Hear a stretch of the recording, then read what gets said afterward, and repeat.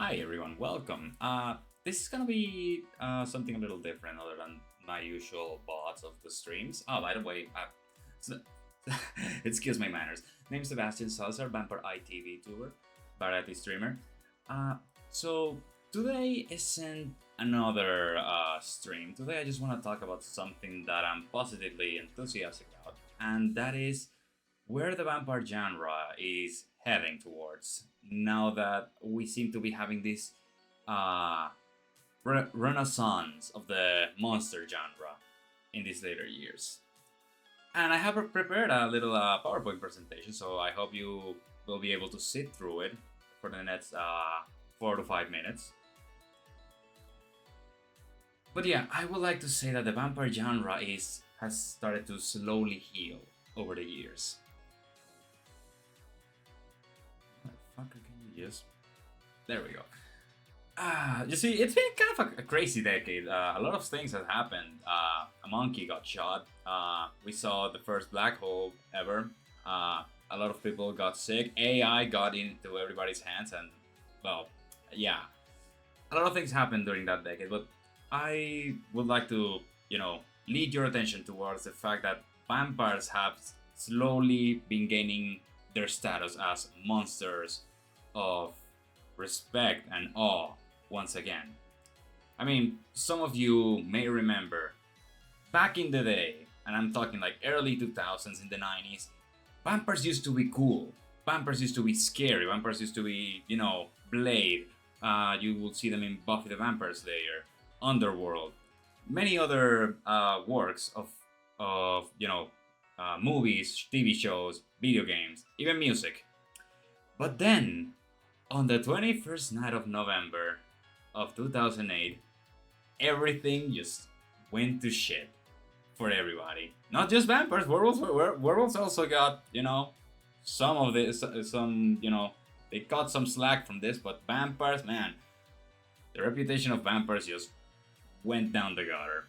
And unfortunately, since a lot of good projects that kind of try to call back to what once was just had to live under the shadow of Stephanie Meyer's works for a very long time. Many tried, none succeeded, up until 2014 when Taika Waititi released what I still consider his best movie, What We Do in the Shadows, showing us, how vampires will live in the modern world with a bit of a humorous tone, but still, it was, kind of grounding and still, showing us that, well, it's still a monster that you have to contend with.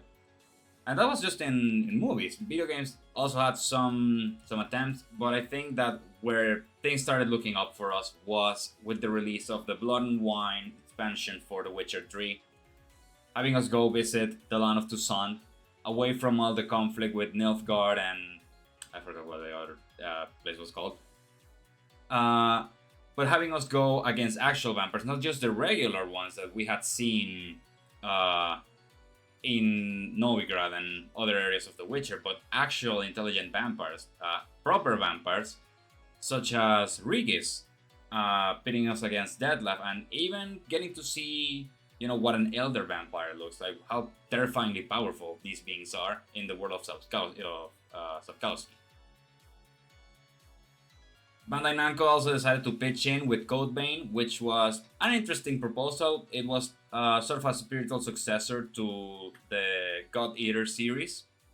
Uh, it was an interesting take on vampires playing as a revenant, which is still, a blood feeding, a creature that feeds on human blood. It has a very robust, very, very robust character creator, and, a serviceable Souls-like combat. It had a little jank here and there. Could have used a little more polish, but however, it was a serviceable game. We also got Vampire, which put us in the shoes of the Dr. Jonathan Reed during the Spanish flu in England, 1918. Game also had also, it had a very Souls-like combat, but it also had a lot of emphasis on choice, since we had to choose between, following with Jonathan's duties as a doctor, as well as, as we had to indulge his new need to extract blood from people in order to sustain himself. It has multiple endings. It has a lot of interesting characters, and the story is serviceable. V Rising came out of early access this year, and it's been a blast to play through.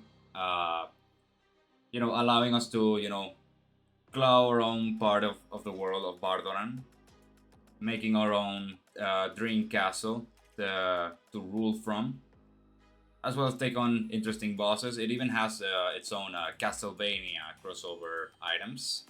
Uh, Overall, it's been a rather fun game. Obviously, more fun with friends, and it even has a PvP component in case you're interested in that kind of thing. Of course, not everything's been fantastic. We've had a few kind of things going on, these years too. I mean, they can all be winners, right? And yeah, we've also had a few stinkers that I'm not gonna dwell on, but they've been there. But listen, overall, I think everything's just been working out great for vampires recently.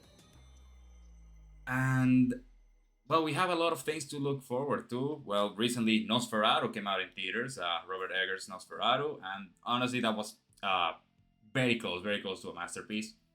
Definitely my second favorite vampire movie. Nothing will ever top Dracula Dead and Loving It with Leslie Nielsen. But Robert Eggers really came close. The cinematography, the costumes, the casting, everything, the score has been fantastic for the movie. I absolutely recommend it. And of course, Bill Skarsgård as Count Orlok, also a beast. And we also have a lot of cool stuff to look forward to this year. We have Bloody Hell Hotel still in development with possible release this year. Vampire Hotel Management game, mixing a lot of dungeon crawling, quote unquote, Souls like combat, exploration, etc. There's also a new expansion for V Rising in the works, and of course, recently revealed was The Blood of the Dawnwalker, game by Rebel Wolves, who are former staff from CD Projekt Red and Techland, working on their first ever game. Also, Bandai Namco Publishing. It looks pretty interesting. I have to say, it looks quite fantastic. And I'm certainly looking forward to more news about it because, well, we play as Cohen, who's a human that happens to have some vampire powers during the night, and he's currently living under the rule of Brancis, who is a millennial vampire that has taken residence in the valley that Cohen used to call home. However, I know what some of you may be thinking now that I'm talking about vampires, because of course this always comes up every time anybody mentions vampires. What about the werewolves? Where are the werewolves, man? You're talking about vampires. Where are the werewolves? Well, I'm gonna fucking tell you about the werewolves. See, here's the thing. No matter whatever happens with vampires, there's for some reason always the closeted furries have to come out of the woodwork to ask about the werewolves.